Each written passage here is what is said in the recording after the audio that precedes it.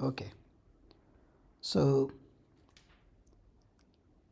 we have two components, Angular and Java, and we are going to render these two components inside a dynamic component.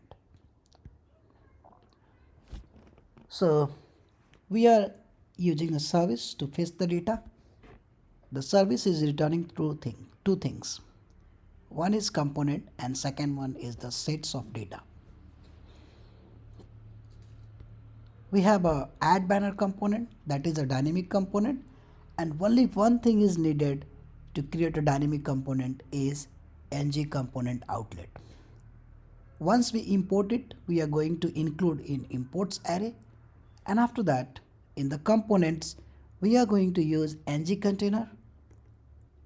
Inside NgContainer we are going to use NgComponentOutlet. This component outlet is calling a method current add. Current add method is available in add banner component, which is returning two things. This is returning an array, and in array we have two things. So let's see what exactly it is returning. This is returning an array from add banner service, and the array is this one, get adds. This array we are returning. So add banner is returning the first child of array. It means this is what we are going to get when we are calling NgComponentOutlet. We have a component and then we have a inputs. Component is a regular component which we are going to use as a child to the dynamic component. So we have an Angular component and we have a Java component, and the inputs is basically a sets of data. You can see inputs we are going to assign again current adds dot inputs. So what is current add? Current add is returning an array objects. This current index is 0. Cool. Now let's have a look on the child components, that is Angular and Java. Starting with TS file, the inputs which we are returning is nothing but a data for the child components. So inside inputs we have a question and answer.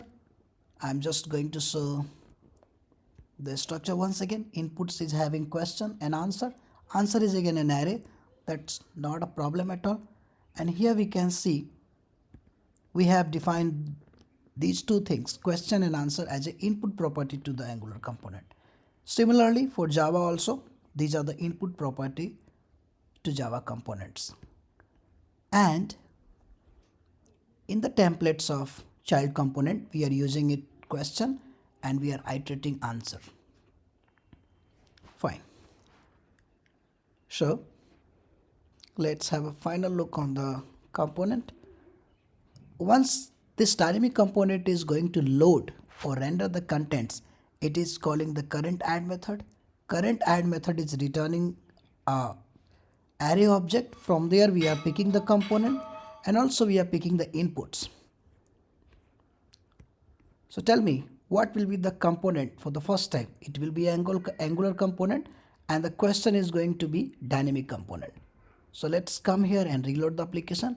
We have a dynamic component, we have the sets of questions, and if we inspect this, we can see add banner component is having app Angular component. If we click on next, we can see app Java is the next component. So app Java is here, and also we can see the questions and answer coming from the Java component. Last step is the add banner component can be called anywhere. So in this place we have called here at line number 86. That's all. Thanks for watching the video. See you with next topic.